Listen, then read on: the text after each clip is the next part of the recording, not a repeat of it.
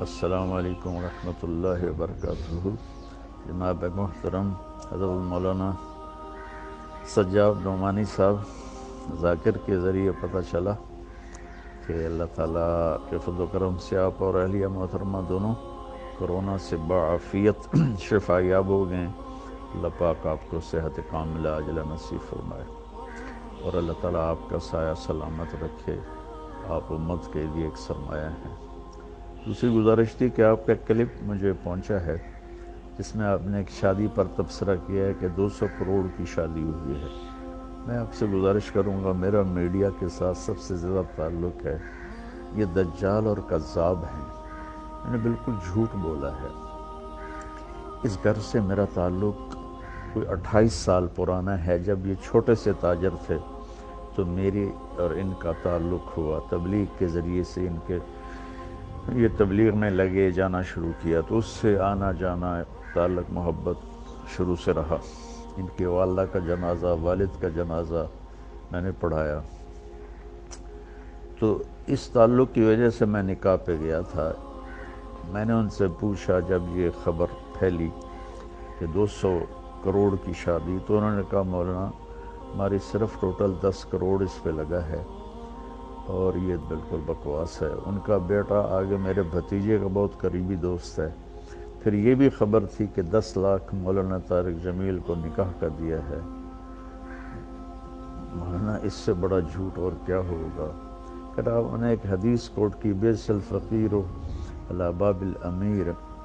اللہ کا شکر ہے، اللہ نے مجھے ایک اچھے گھر میں پیدا کیا۔ اللہ تعالیٰ مجھے بڑے بول سے بچائے، عجب سے بچائے، اللہ مجھے تکبر سے بچائے، تکبر سے بچائے۔ اللہ تعالیٰ نے ایک خوشحال زندگی عطا فرمائی۔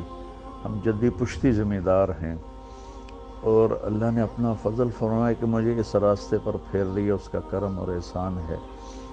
تو میں تو اپنے تعلق کی وجہ سے گیا تھا اور مجھے بھی وہ منظر اتنا اچھا نہیں لگا، لیکن جو کہا جا رہا ہے 2 ارب کی شادی ہوئی اور مولانا طارق جمیل کو 10 لاکھ دیا گیا، یہ سب جھوٹ ہے۔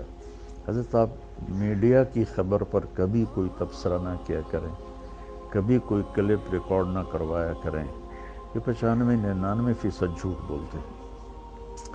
تو اس لیے مجھے تو ان محفلوں میں جانا ہوتا ہے۔ ہمارے اکابر میں شاید ہی کوئی طوائفوں کے پاس گیا ہو۔ مولانا میں طوائفوں کے محلے میں جاتا ہوں۔ میں ان میں 10 سال سے محنت کرتے کرتے کرتے یہاں تک لایا کہ میں نے ان کے وظیفے مقرر کیے اور ان سے برائی چھڑوائی۔ تو اللہ کے فضل و کرم سے مجھے تو مولانا ہر جگہ جانے میں کوئی عار نہیں ہے، چونکہ مجھے تو پیغام پہنچانا ہے۔ تو اگر میں طوائفوں کے پاس جا سکتا ہوں، مجھے کوئی اس میں عار نہیں، تو میں وہاں بھی جا سکتا ہوں جب مجھے اللہ کی بات ہی کرنی ہوتی ہے اور کیا کرنا ہوتا ہے۔ تو اس لیے یہ ایک اختلاف رائے ہے، نہ کہ کوئی مخالفت ہے۔ میں اس سے اختلاف کرتا ہوں کہ ایسی محفلوں میں نہیں جانا چاہیے، بطور شریک نہیں جانا چاہیے، لیکن اگر آپ نے اللہ کی بات سنانی ہے تو ضرور جانا چاہیے۔ تو لیکن 10 لاکھ مجھے دیا، بالکل بکواس ہے۔ 200 کروڑ شادی پہ لگا، بالکل بکواس ہے۔ ہاں انہوں نے مجھے بتایا کہ 10 کروڑ لگایا ہے اور وہ کھربوں پتی لوگ ہیں، 10 کروڑ ان کے لیے کیا مسئلہ ہے، لیکن بہرحال پھر بھی اسراف تو ہے۔ میں پرانے تعلق کی وجہ سے گیا ہوں تو میں معذرت کے ساتھ میں صفائی پیش نہیں کیا کرتا، میں اپنے پر بات لے لیا کرتا ہوں، لیکن اللہ کے نیک بندوں کے دل میں کوئی بات آ جائے تو وہ میرے لیے نقصان دہ ہے۔ میں نے اپنی صفائی پیش کرنے کے لیے بات عرض کی ہے کہ 2-4 لقمے روٹی کے کھائے تھے اور اسی پاؤں پہ میں واپس آ گیا تھا، اور ان پر بھی یہ بالکل جھوٹا الزام ہے کہ انہوں نے اتنے پیسے خرچ کیے۔ اور میں معذرت کے ساتھ پھر معافی چاہتا ہوں اگر میری کوئی بات بری لگی ہو۔ میں نے کوئی کسی عجب کی وجہ سے یہ نہیں بتایا کہ میں طوائفوں کے پاس جاتا ہوں یا فلمی اداکارائیں ہیں وہاں جاتا ہوں، گلوکار ہیں، گانے والے، گانے والیاں، سب کے پاس میں جاتا ہوں، ان سے بات کرتا ہوں، تو ان کے بڑے اچھے نتائج ہیں۔ اور باقی ہدایت تو اللہ دیتا ہے، میرے ذمہ تو ہے بلغ ما انزل الیک من ربک، میرے ذمہ تو اتنا ہی ہے۔ اللہ تعالیٰ مجھے آپ کو اپنی حفظ و امان میں رکھے۔ السلام علیکم ورحمۃ اللہ وبرکاتہ۔ وعلیکم السلام ورحمۃ اللہ وبرکاتہ۔ حضرت مولانا، میں سب سے پہلے تو آپ کا بہت ممنون و مشکور ہوں کہ آپ نے بہت مسلسل مشغولیت کے باوجود میری اصلاح کے لیے یہ صوتی پیغام ارسال فرمایا۔ اللہ تعالیٰ آپ کے رتبے بلند فرمائے۔ میں صاف لفظوں میں اپنی غلطی کا اعتراف کرتا ہوں اور آپ سے دست بستہ معافی کا طالب ہوں۔ یقیناً مجھ سے یہ غلطی ہوئی کہ میں نے میڈیا کی روایت پر بھروسہ کر لیا۔ مجھے ایسا نہیں کرنا چاہیے تھا، اور عذر کے طور پر نہیں کہتا، برسبیل تذکرہ عرض کرتا ہوں کہ اگر ہمارے ملک کے اندر کی خبر ہوتی تو میرا عام معمول یہی ہے کہ میں پہلے اس کی تحقیق کرتا ہوں۔ وہاں تحقیق کا میرے پاس کوئی اور راستہ نہیں تھا، اور پھر بھی مجھے یہ نہیں کرنا چاہیے تھا جو میں نے کیا۔ میں اپنی معذرت کے لیے کوئی بہانہ، کوئی جواز، اپنے غلط کام کے لیے، اپنی غلطی کے لیے کوئی بہانہ، کوئی جواز تلاش نہیں کر رہا ہوں۔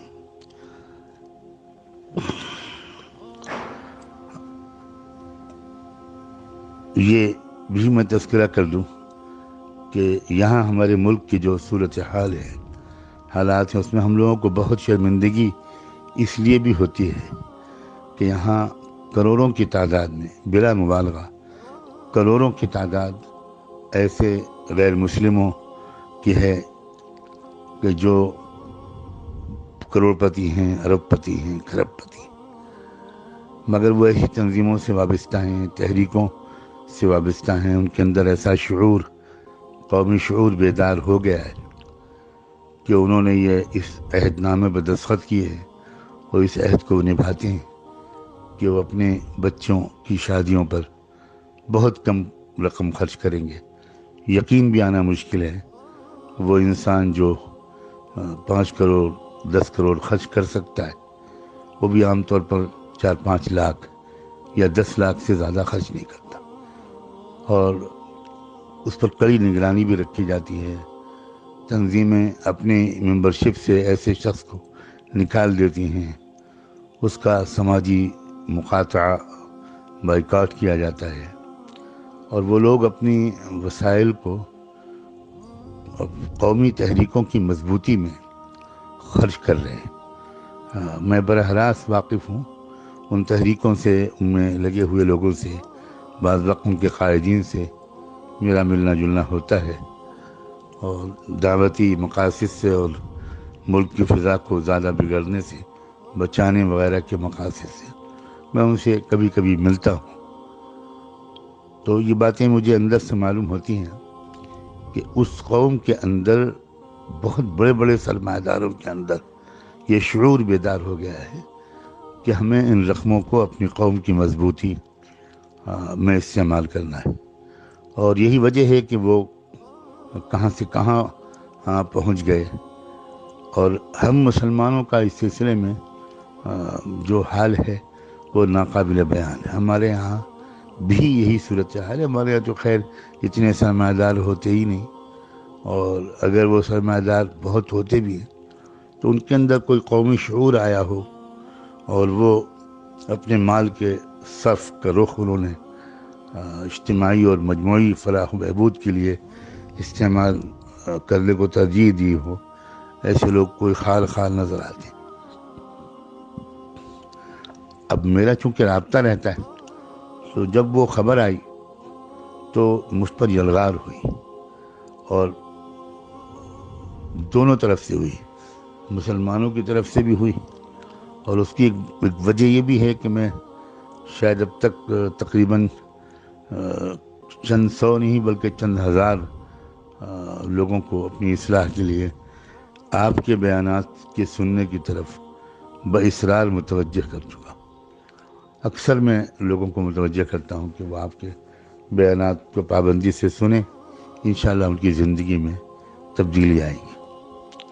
ایسے بہت سے مسلمانوں نے بھی مجھے فون کیا، احتجاج کیا، اپنی حیرت و استعجاب کا اظہار کیا، اور بہت سے غیر مسلموں نے بھی مجھے فون کیا اور اپنے تعجب کا اور ناپسندیدگی کا اظہار کیا. تو بس وہ فوری طور پر ایک تاثر تھا اور میں نے وہ گفتگو نشر کر دی. لیکن اب میں بڑی حد تک شرمندگی محسوس کر رہا ہوں، اور آپ کی طبیعت میں تقدر آئے یا آپ کے بارے میں کوئی بات کہوں میں، تو یہ تو مجھے بہت ہی زیادہ بہت دکھ ہو رہا ہے محسوس کر کے کہ میں کیسے اس کی تلافی کروں. بہرحال فی الحال تو میں آپ سے معافی کا طالب ہوں اور آپ کی دعاؤں کا، محبتوں کا محتاج ہوں.